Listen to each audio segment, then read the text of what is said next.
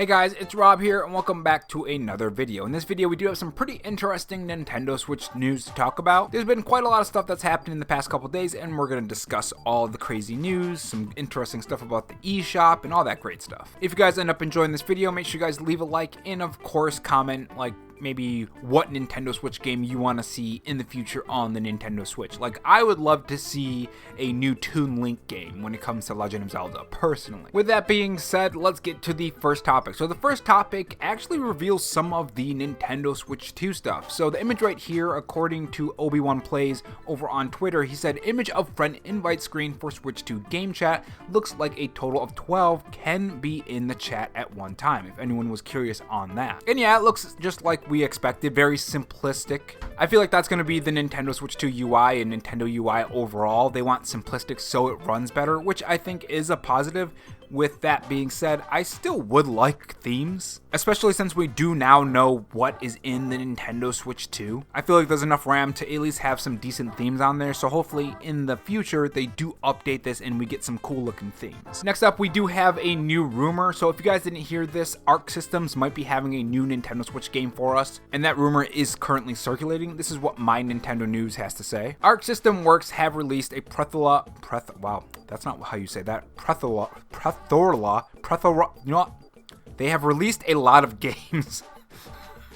It's early in the morning. Essentially, they've released a lot of games as of late, and it's not stopping anytime soon. Leak and data mining X account XOX Leak have discovered that the company is planning a new Nintendo Switch 2 game that is codenamed Watari and is scheduled to be released this November. The unannounced game utilizes Unreal Engine 5.4, and it is not clear which franchise this one is based on. Now, the games that they're responsible for are like Dragon Ball FighterZ, BlazBlue Cross Tag, the Persona Arena games, essentially taking different fighting games and different anime and shows and stuff like that and making them into fighting games. So like Grand Blue Fantasy Versus was also from that, and that was 2022. So it could really be a number of things. It could be a new BlazBlue, it could be another Blue Fantasy, it could be another Persona Arena game, like we just don't know. It could be a Dragon Ball Z game. So it's going to be interesting to see, but that is going to be for the Nintendo Switch 2 and it's going to be using Unreal Engine 5, so it's going to look really great. Potentially anyways. I mean, I'm sure you can make a bad looking game in Unreal Engine, but typically from what I've seen from their games, they look pretty fantastic, so it's going to be pretty cool to see. With that being said, we do have another rumor when it comes to the Nintendo Switch 2 Pro controller, and apparently the D-pad is apparently fixed. This is what My Nintendo News has to say. While not official news, it does seem as though those who had issues with the Nintendo Switch 2 Pro Controller D-pad will be pleased to hear that the input issues have been fixed and revised for the Pro Controller for the upcoming Nintendo Switch 2. The report comes from the user on Reddit who tested out the D-pad at the Amsterdam Nintendo Experience event. We will know for certain once the system is out in the wild. So if anyone had any problems, let me know in the comment section below, because I've never really had too many problems with the D-pad on my Pro Controller. I have the Super Smash Bros. One. Maybe other people did have problems with it and they fix it. Let me know in the comment section below if you ever had those problems.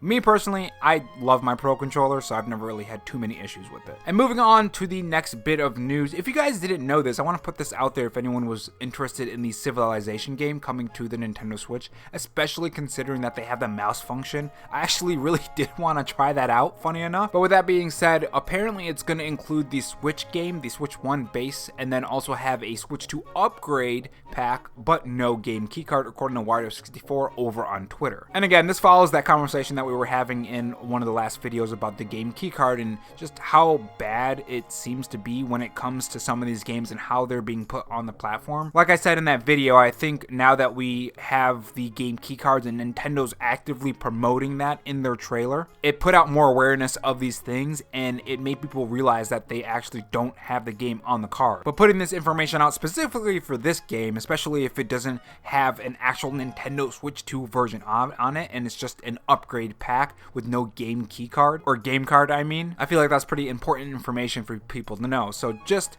so you know, it just includes the base Nintendo Switch game and then you also get the Switch 2 upgrade pack and there's no card for that. Kind of like when you pop in the PS4 version and then you download that, and you can also download the PS5 version, which is just digital. I'm assuming it works similar to that. Me personally, I've never really liked that on the PS5. I mean, it's good that you still get it for free. I guess that's one of the positives here, is that it's not something that you're gonna have to pay for.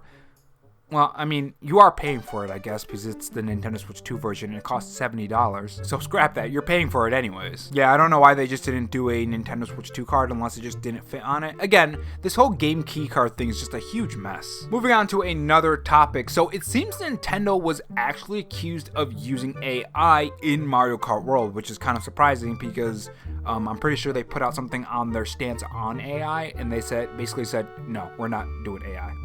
Might have been a different developer actually, but anyways, this is what Go Nintendo has to say. It's not surprising that Nintendo fans have been putting every little bit of Mario Kart World under the microscope as they're eager to glean every single detail and tidbit there is to discover. Man, I just woke up.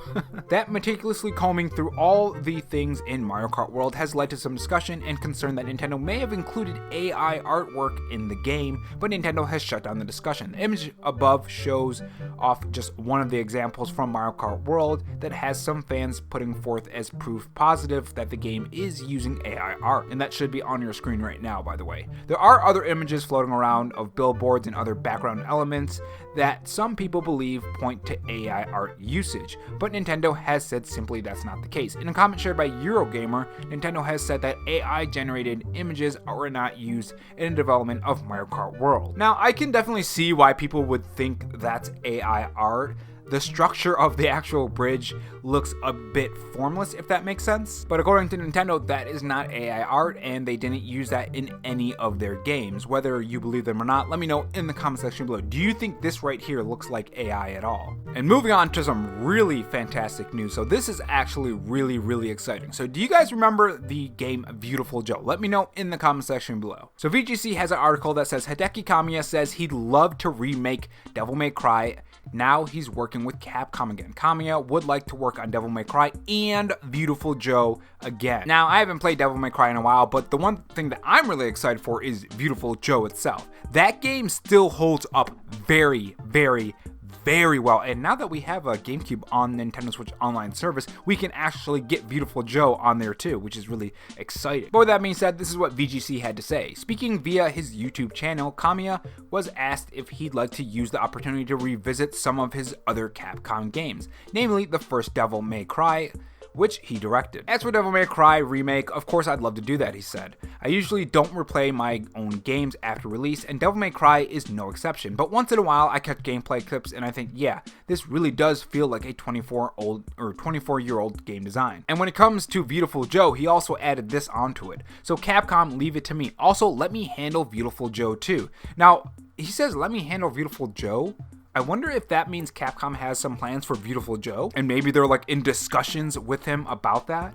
Kamiya recently said that the fact that his new studio is working on an Okami sequel doesn't mean it'll solely focus on existing IPs in the future. And if you guys remember, that was already announced. I'm assuming it's coming to the Nintendo. Oh wait, no, that was announced at the Nintendo Direct, wasn't it? That wasn't a State of Play. I'm pretty sure that was on a Nintendo Direct, if I remember correctly. But yeah, a new Beautiful Joe would be really cool. I mean, especially with the whole movie cinematic universe stuff happening, I feel like they could do a lot of cool things with Beautiful Joe when it comes to that sort of thing. And it'd just be nice to have one of those games again, you know? But yeah, let me know your thoughts on all of these things in the comment section below, guys, and I will see you guys in the next video. Take care.